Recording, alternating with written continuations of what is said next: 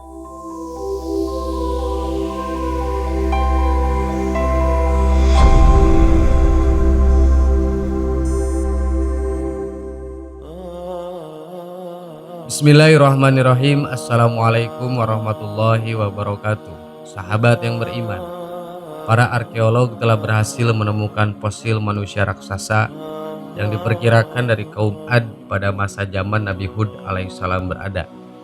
Sebagaimana yang pernah dinyatakan oleh Allah dalam Al-Quran, bahwa Dia pernah menciptakan umat manusia berbadan besar. Mereka adalah kaum Ad, di mana Nabi Hud alaihissalam diutus untuk menyeru kepada kebenaran. Tubuh mereka sangat besar, sangat tinggi dan kuat, bahkan mereka bisa memeluk pohon besar dan mencabutnya. Kemudian setelah Allah Subhanahu wa taala memberikan kekuatan yang lebih dibandingkan dengan umat yang lain, mereka berbalik menjadi umat yang penderhaka, mendustakan serta menentang kenabian Nabi Hud alaihissalam. Sebagai hukumannya, mereka kemudian disiksa oleh Allah Subhanahu wa taala. Para ulama Arab meyakini bahwa penemuan manusia raksasa ini adalah kaum Ad dari zaman Nabi Hud alaihissalam. Demi keselamatan situs ini dari tangan orang-orang jahil, pihak keamanan Arab Saudi menjaga tempat penemuan ini untuk melarang orang-orang yang tidak berkepentingan untuk masuk ke situs ini kecuali para pegawai eksplorasi Aramco. Banyak pihak yang tidak percaya dengan penemuan ini. Mereka mengatakan bahwa gambar-gambar ini adalah superimpose. Mereka adalah pihak yang ingin menentang kebenaran sejarah yang sebenarnya, karena mereka lebih senang dan takjub kepada sejarah yang mengatakan manusia hasil dari evolusi monyet. Penemuan arkeologi di kota Iram. Dalam pemberitaan di beberapa surat kabar pada tahun 1990, dituliskan bahwa kota Arabia yang hilang telah ditemukan. Yang membuat penemuan arkeologi ini menarik adalah bahwa penemuan ini telah ada dalam Al-Quran. Sejak zaman dahulu, kaum Ad sebagaimana diceritakan dalam Al-Quran dianggap sebagai sebuah legenda atau lokasi mereka tidak akan pernah ditemui. Dengan adanya penemuan ini, membangkitkan minat dan rasa ingin tahu yang mendalam bagi para arkeolog dan ilmuwan.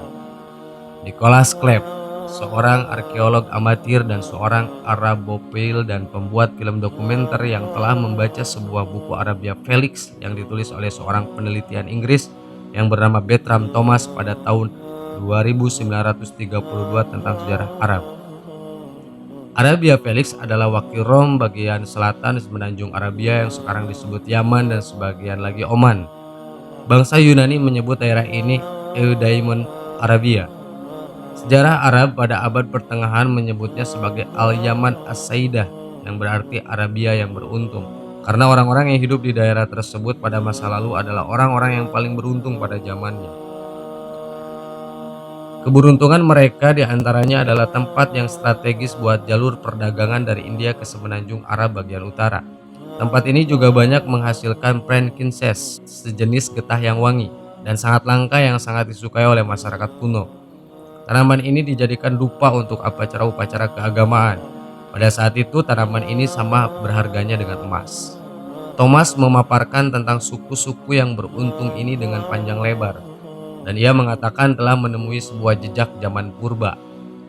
Tempat ini didiami oleh suku Baduy dengan sebutan Ubar.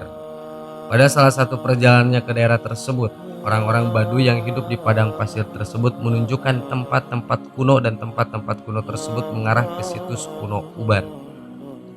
Sejak saat itu Klepp melakukan penelitian lebih mendalam tentang isi buku Arabia Felix.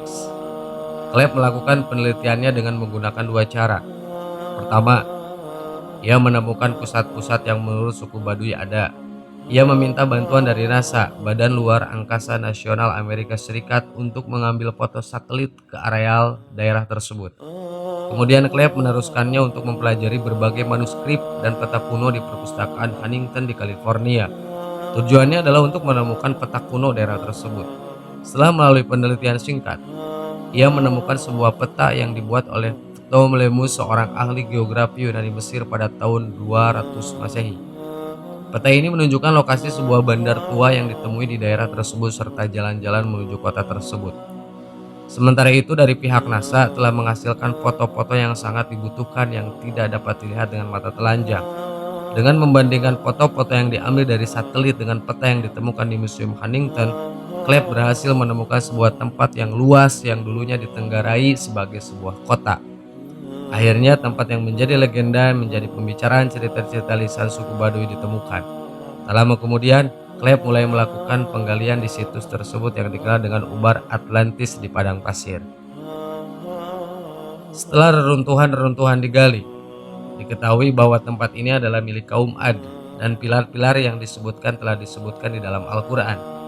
Dr. Jadins yang memimpin penggalian mengatakan bahwa menara-menara tersebut adalah ciri khas kota kuno Ubar dan mempunyai menara-menara atau tiang-tiang itulah bukti kuat bahwa situs yang mereka gali ini adalah Iram. Apakah kamu tidak memperhatikan bagaimana Tuhan berbuat terhadap kaum Ad, yaitu penduduk Iram yang mempunyai bangunan-bangunan yang tinggi yang belum pernah dibangun suatu kota seperti itu di negeri lain. Quran Surat Al-Fajr ayat 6 dan 8. Sahabat yang beriman, semoga bermanfaat. Amin. Wallahu a'lam. Assalamualaikum warahmatullahi wabarakatuh.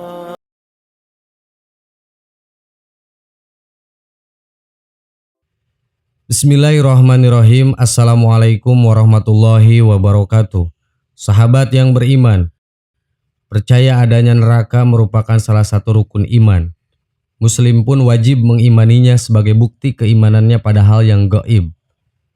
Setiap manusia pasti tidak ingin saat di akhirat kelak tinggal di dalam neraka. Lokasi ini penuh dengan siksa, sesuai dengan balasan perbuatan buruk yang dilakukan semasa hidup di dunia. Dikatakan Rasulullah Shallallahu Alaihi Wasallam bahwa panas api neraka 70 kali lipat dari panasnya api yang ada saat ini. Sekarang neraka memang tidak berpenghuni. Manusia pun hanya mengetahui lewat Al-Quran dan hadis tentang siksanya yang pedih. Namun tahukah bahwa uap api neraka ternyata sudah kita rasakan saat sekarang ini? Bahkan dikatakan jika uap dari tempat mengerikan tersebut berhembus sebanyak 2 kali setiap tahunnya. Seperti apa dan kapan neraka mengeluarkan uapnya ke bumi? Ternyata uap api neraka yang sudah kita rasakan saat masih hidup ini adalah 2 musim yang terjadi di bumi. Rasulullah Shallallahu Alaihi Wasallam dalam sebuah hadisnya mengungkapkan jika Allah Subhanahu Wa Taala mengizinkan neraka untuk mengembuskan hawanya ke dunia. Kondisi neraka saat ini dijelaskan dalam hadis adalah menyala-nyala dan saling membakar satu bagian dengan bagian yang lain. Kondisi saling membakar ini membuat neraka ini mengeluarkan sesekali uapnya keluar pintu neraka. Allah Subhanahu wa taala kemudian mengizinkan salah satu makhluknya ini untuk mengeluarkan uap tersebut. Uap neraka inilah yang membuat musim di bumi berganti dengan begitu mudahnya. Nabi Muhammad SAW bersabda, neraka mengadu kepada Allah.